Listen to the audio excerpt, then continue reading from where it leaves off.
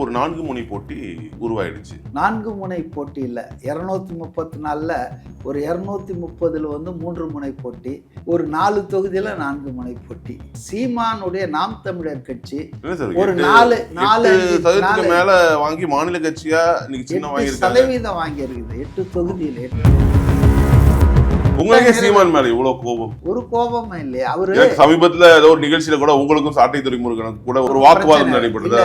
தாவேக்காவை போட்டு அடி நடிச்சு விஜய் பத்தி தனிப்பட்ட முறையில பேசி அப்ப ஒரு மணி நேரம் ஷூட்டிங் நின்று போச்சு. 100 பேருக்கு மேல கேட்டா நின்றுட்டாங்க. தாவேக்கா இது மாதிரி எல்லாம் தலைவர் இவ்வளவு அசிங்கமா பேசிட்டாங்க. எப்படி என்ன பேசினாரு அவர்? வேணான்னு வச்சுங்களா. திருச்செங்கோடுல தேர்தல் ஆணையம் வந்து சோதனை பண்ணும்போது உங்களுடைய அருண்ராஜ் அவர் இதுல வந்து டபரா செட்டு நிறைய வந்து இந்த மாதிரி டிவி ஸ்டிக்கர் விட்டது பிடிக்கப்பட்டிருக்கு. இவங்க தான் வந்து லஞ்சத்தை ஒழிக்க போறாங்களான்னு கேள்வி எழுப்புறாங்க. லஞ்சத்தை ஒழிக்கிறதும் வாக்காளர்களுக்கு வந்து டபரா செட்டு கொடுக்க அப்படியே அண்டா கொடுத்துட்டு இருக்காங்க. மந்திரிகள் எல்லாம் அண்டா கொடுப்பாங்க, நம்ம டபரா செட் கொடுத்தா தப்பு கிடையாதா? மதவாத அரசியலை நாங்க எதிர்ப்போம். சமூக நீதியை நாங்க பாதுகாப்போம். அதேதான் எல்லாரும் பண்றாங்க. அதாங்க. ஆனா இந்த விஷயத்தை யாரும் சொல்ல முடியாது. ஊழலற்ற நிர்வாகத்தினா திமுக மேல ஒரு ஊழல் குற்றச்சாட்டு கூட நிரூபிக்கப்படலையே. எவ்வளவு பேர் நிரூபிக்கப்படாம விடுதலை ஆயிட்டு இருக்காங்க தெரியுங்களா? அப்ப செங்கோட்டையன் அந்த லிஸ்ட் எடுத்துக்கலாமா? அவரு விடுவிக்கப்பட்டிருக்காரு ஊழல் குற்றச்சாட்டுல இருந்து. டிவிக்குள்ள தான் இருக்காரு. நீதிமன்ற தீர்ப்புகளை நாம் மதிக்கிறோம், அவ்வளவுதான். அப்ப செங்கோட்டையன் நல்லவர், ஊழல் பண்ணாதவர்னா திமுகவும் நல்லவர், ஊழல் பண்ணாதவங்க நம்ம எடுத்துக்கலாமா கேட்கலாம்.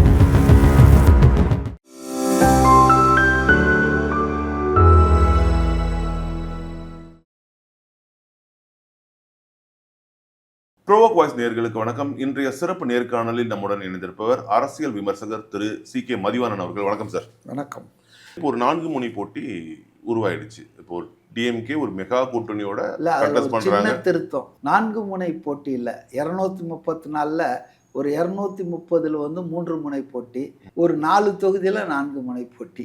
அதாவது சீமானுடைய நாம் தமிழர் கட்சி ஒரு 4% மேல வாங்கி மாநில கட்சியா இன்னைக்கு சின்ன 8% வாங்கியிருக்குது 8 தொகுதியில். 8% தான் சொல்றேன். 8% அதான் மாநில கட்சி அங்கீகாரம் வந்து இருக்குங்க. ஆனா எந்த தொகுதியிலையும் அது வந்து வின்னிங் அளவுக்கு ஓட்டு வாங்காது. ஃபைட்டிங் அளவுக்கு ஓட்டே 4-5 தொகுதியில தான் வாங்குவோன்னு சொல்றேன். அதனாலதான் என்ன இருந்தாலும் அவங்க தனியா காலம் காண்றாங்க ஒரு மாநில அந்தஸ்தியா. என்னன்னா இப்ப கட்சி 2016ல அவங்க கண்டெஸ்ட் பண்ணி வாங்கின வாக்கு சதவீதத்தை காட்டிலும் இன்னைக்கு அதுல இருந்து இன்கிரீசிங். எந்த ஒரு கட்சியுமே தோல்விக்கு பிறகு அதோடைய வாக்கு சதவீதம் குறையும். ஆனா நாம் தமிழர் கட்சி தான் வந்து அதிசயமா பாத்தீங்கன்னா அது தோல்வியிலிருந்து அடுத்தடுத்த தேர்தல்களை வளர்ந்துகிட்டே வந்துட்டு இருக்காங்க. அவங்களோட சித்தாந்தம், அவங்க சித்தாந்தத்தை ஏத்துக்கிறதுக்கு மக்கள் இருக்காங்கல்ல, அப்போ நீங்க அதை கன்சிடர் பண்ணி தான் ஆகணும். பட் ஆனா இந்த தேர்தல் வந்து அது ஒரு வாட்டர் மார்க்கா தான் இருக்கும். இந்த தேர்தலில் நான் நினைக்கிறேன் அவங்க வாக்கு சதவீதம் முதல் தடவையாக இப்படி ஏறிட்டே வந்தது. இந்த தேர்தலில் குறையக்கூடிய வாய்ப்பு இருக்கு. சரி, இல்ல இந்த கேள்வி முடிச்சிடுறேன். இந்த பக்கம் டிஎம்கே கூட்டணி ஒரு மெகா கூட்டணி அமைச்சு அத்தனை கட்சிகளும் சேர்ந்து கண்டெஸ்ட் பண்றாங்க.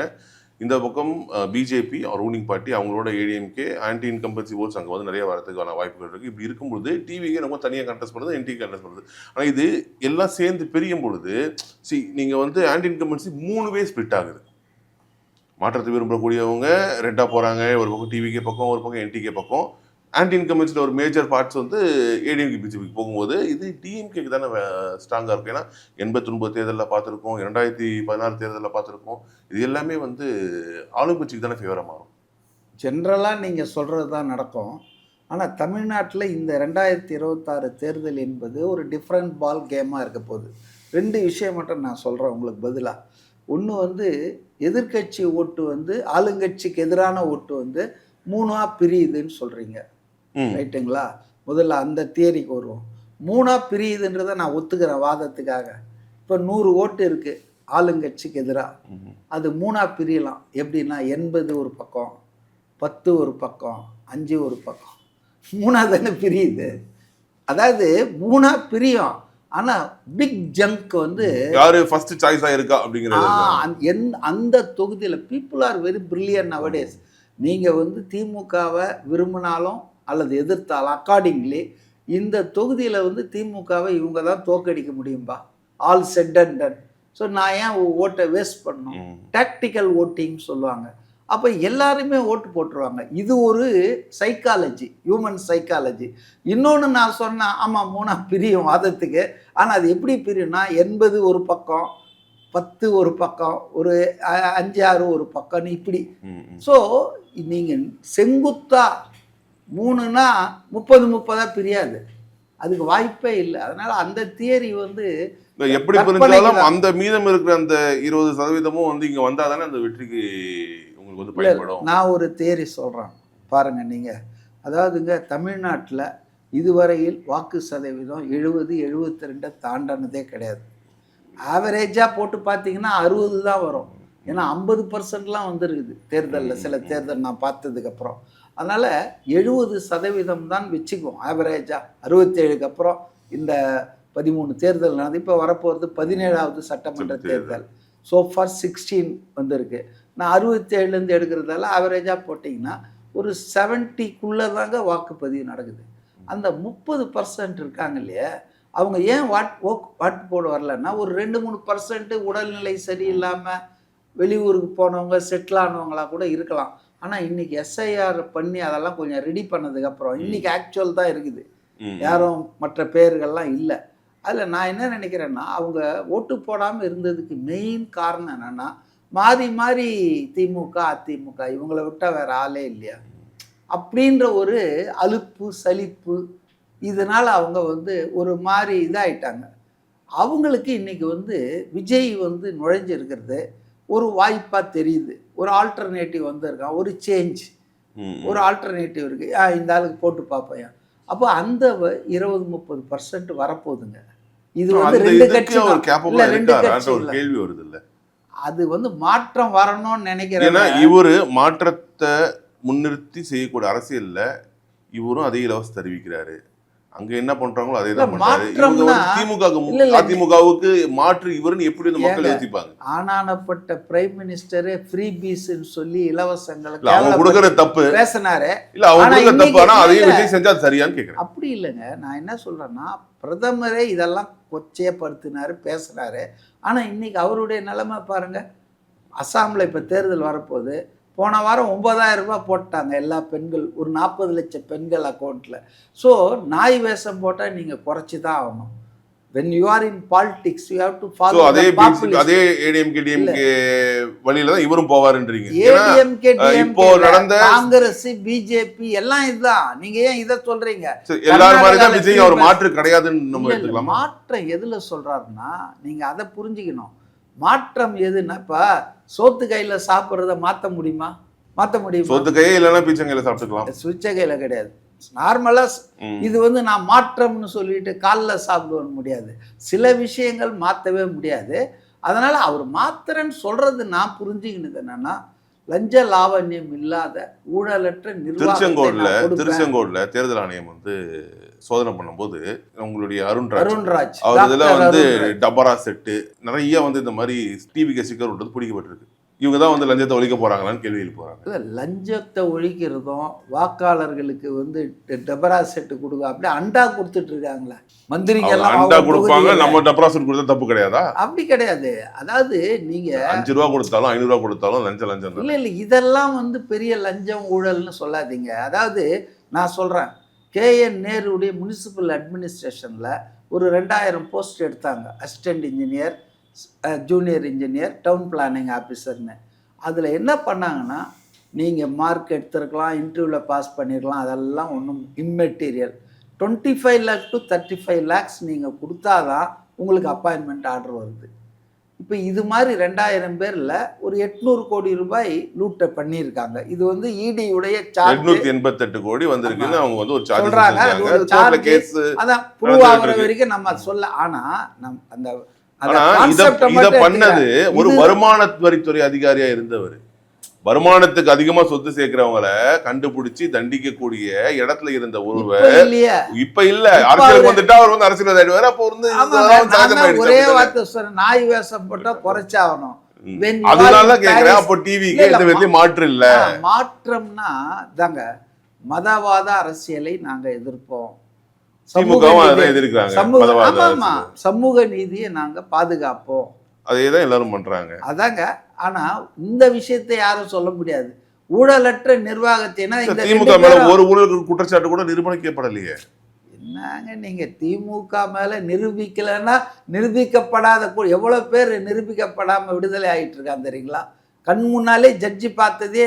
அதுக்கு தகுந்த ஆதாரங்கள் வேணும். அப்ப செங்கோட்டையன் அந்த லிஸ்ட் எடுத்துக்கலாமா? அவரு விடுவிக்கப்பட்டிருக்காரு ஊழல் குற்றச்சாட்டுல இருந்து, டிவிக்கல தான் இருக்காரு. நீதிமன்ற தீர்ப்புகளை நாம் மதிக்கிறோம், அவ்வளவுதான். அவ்வளவுதான். அப்ப செங்கோட்டையன் நல்லவரு, ஊழல் பண்ணாதவர்னா திமுகவும் நல்லவர், ஊழல் பண்ணாதவங்க நம்ம எடுத்துக்கலாமான்னு கேட்கறேன். ரெண்டுத்தையும் ஒரே தட்டில் வச்சு பார்க்கலாம். தமிழ்நாட்டு ஜனங்களுக்கு தெரியும் எப்படி ரெட் ஜெயண்ட் நிறுவனத்துக்கு இவ்வளவு பணம் வந்தது, சபரீசன் எப்படி இவ்வளவு பணத்தை செய்து. நான் சொல்ல, அவர் தியாகராஜன் ஃபைனான்ஸ் மினிஸ்டரா இருக்கும்போதே அவர் சொன்னது இன்னைக்கு எல்லாம் தெரிஞ்சு பதுவெளியிலே இருக்குது.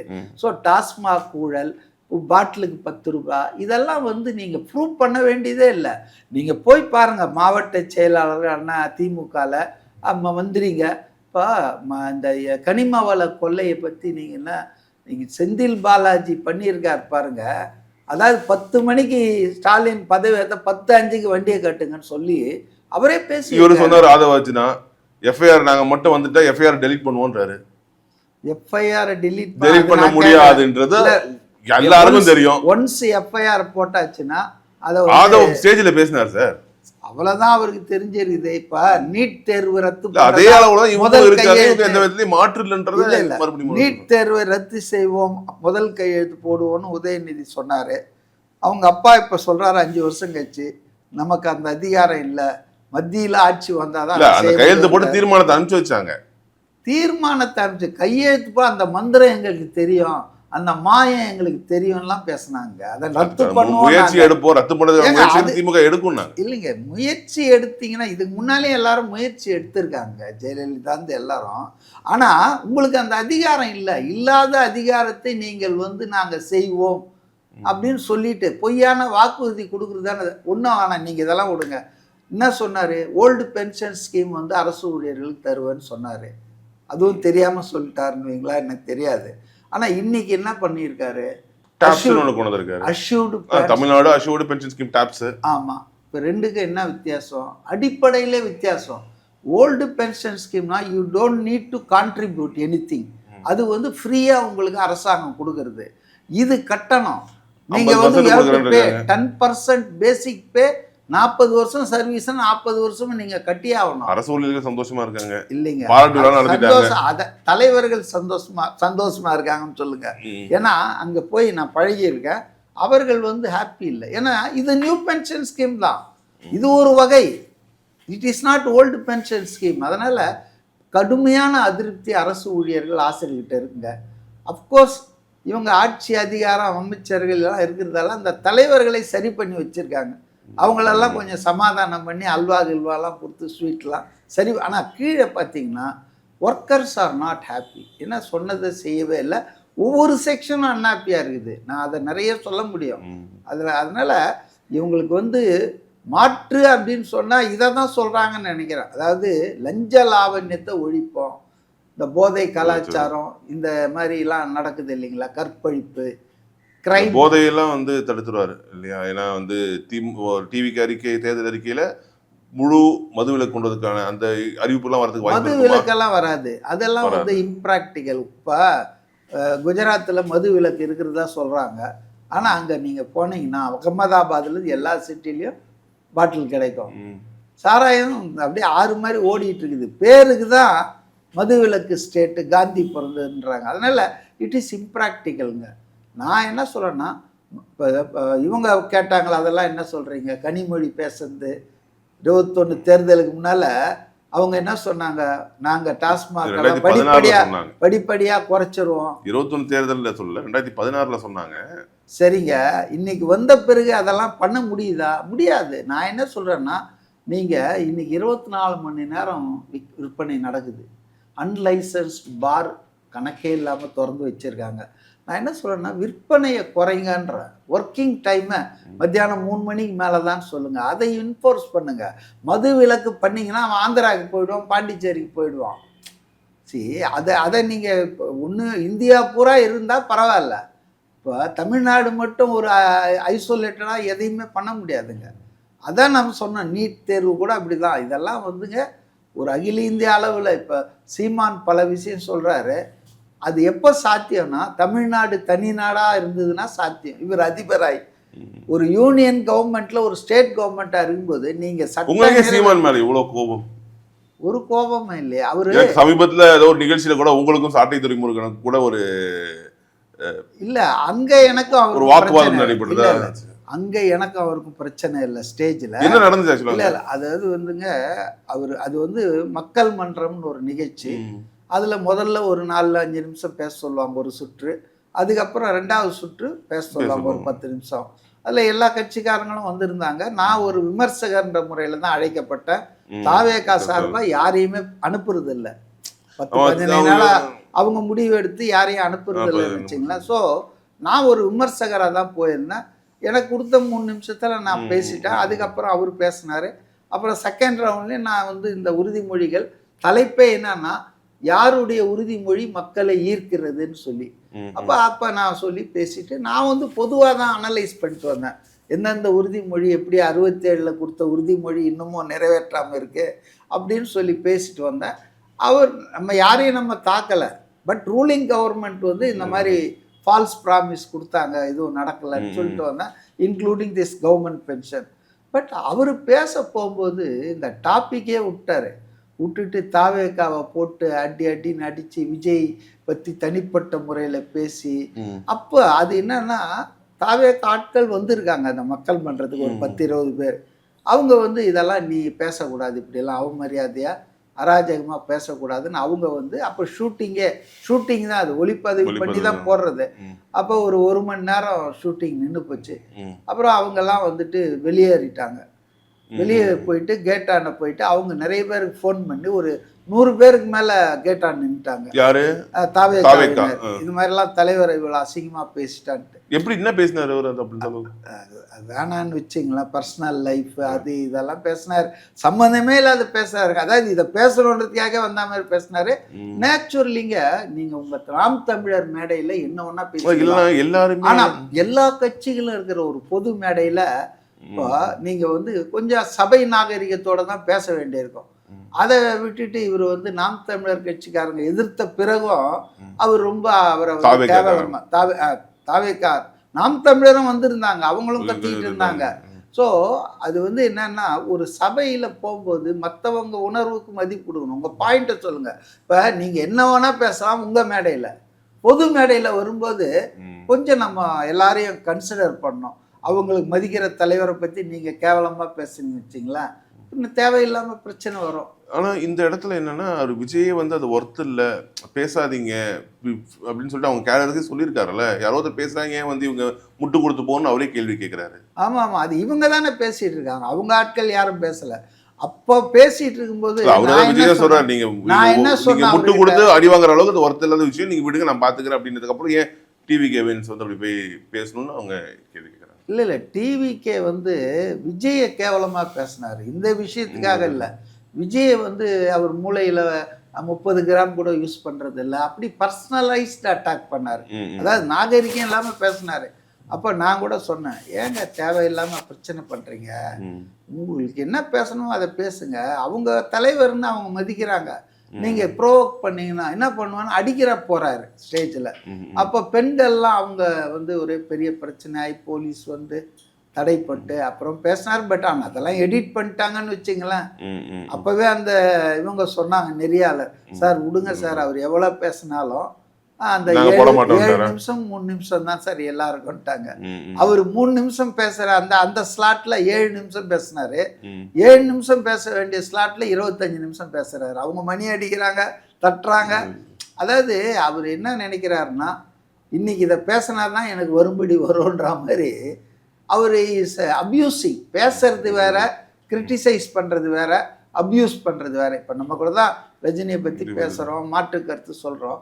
சரி, அவர் intention is not to abuse anybody, criticise பண்ணலாம். இப்போ நீங்கள் கூட சொன்னீங்க ஆதவ அர்ஜுனா வந்து முட்டாள் தப்புன்னு சொன்னேன் நான். அவர் போஸ்ட்டுக்கு மரியாதை கொடுக்கணும். அந்த முதல்வர் பதவி நம்ம எல்லாருக்கும் சேர்த்து தானே. அப்போ முட்டாளையா நம்ம முதல்வர் ஆக்கி வச்சுட்டு உட்காந்துட்டு இருக்கோம்.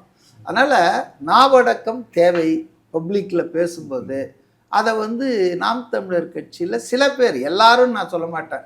மறுநாள் நான் மாலை முரசு சேனல் ஒரு விவாதத்துக்கு போனேன், மாற்றம் அதை பற்றி நல்லா பேசுனாங்க அவங்க. நான் தம்பிங்க, நான் உடனே பதிவு பண்ணேன், எல்லோரும் சேட்டைகள் அல்ல, நல்லவர்களும் அங்கே இருக்காங்க, நல்லா அறிவார்ந்து பேசுகிறவங்களும் இருக்காங்க. அதனால ஒரு சில பேர் பண்ணுற தப்பால் அந்த இயக்கத்துக்கே வந்து கெட்ட பேர் வந்துடுதுங்க. அது ஆதவர்ஜுனவாக இருந்தாலும் சரி, இந்த சேட்டை துரைமுருகனாக இருந்தாலும் சரி, அது எல்லாருக்கும் பொதுதாங்க. அந்த இயக்கம் அதனால் கொஞ்சம் கெட்ட பேருக்கு உண்டாகுது, அவ்வளோதான்.